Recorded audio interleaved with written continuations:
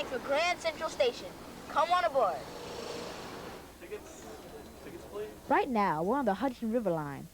That's one of the 3 lines that are part of the Metro North. The others are the Harlem and the New Haven lines. Altogether, they make up the 350 route miles of track. But I think the Hudson line has the best view, the beautiful Hudson River.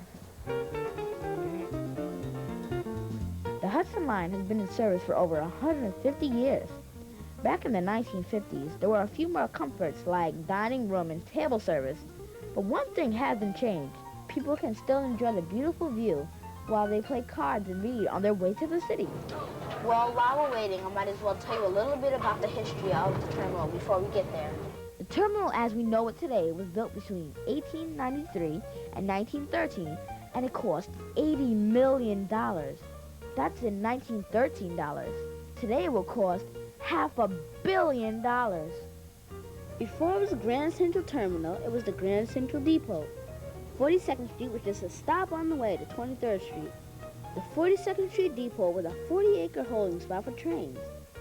That was before they covered it up to make Park Avenue. Did you know the New York Central Railroad, the owners of the terminal, were the first ones ever to sell air rights? How do you sell air? What they did was after they covered the tracks between 96th and 42nd Street, they sold the street above them.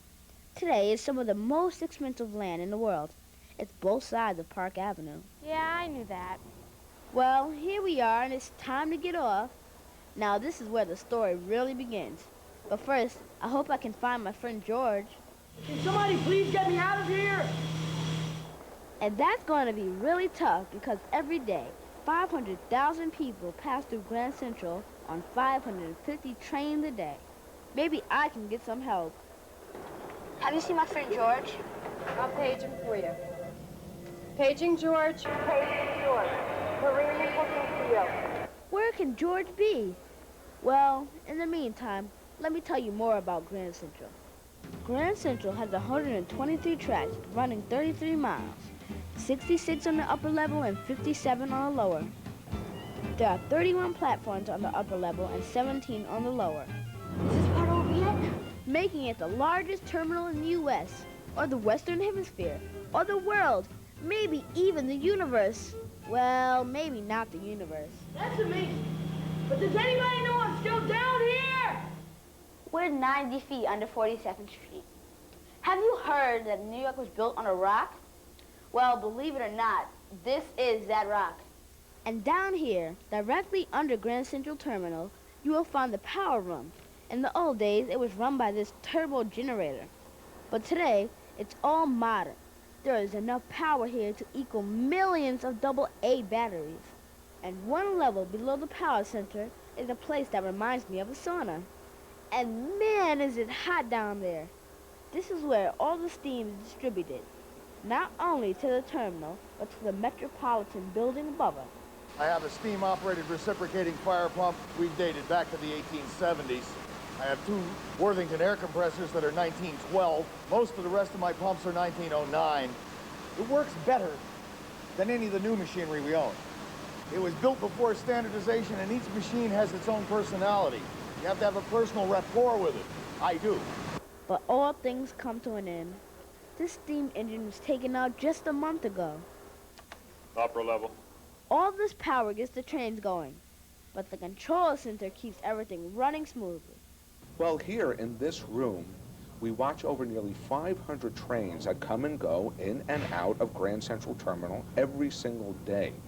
Indeed, it is a very important meeting ground between the computer and the human being, because the two of them get together and they decide as to what tracks the trains are going to go on, what switches they have to go to, in order to bring in 105,000 people into this terminal, also every day. All this machinery, power, and labor are for one and one thing only, to make sure everybody's safe and on time.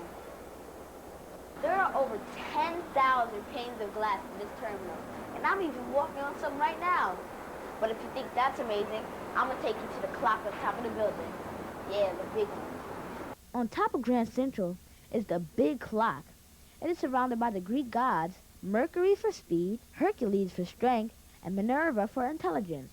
It cost $200,000 to put in a new motor up there to run the big clock.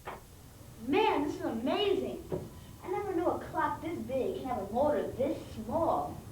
Has anybody seen George yet? No, and the whole station is looking for him. Green, George, where have you been? I've been looking for you all day. You wouldn't believe where I've been. Yes, I would, but it's late. We gotta go catch a train.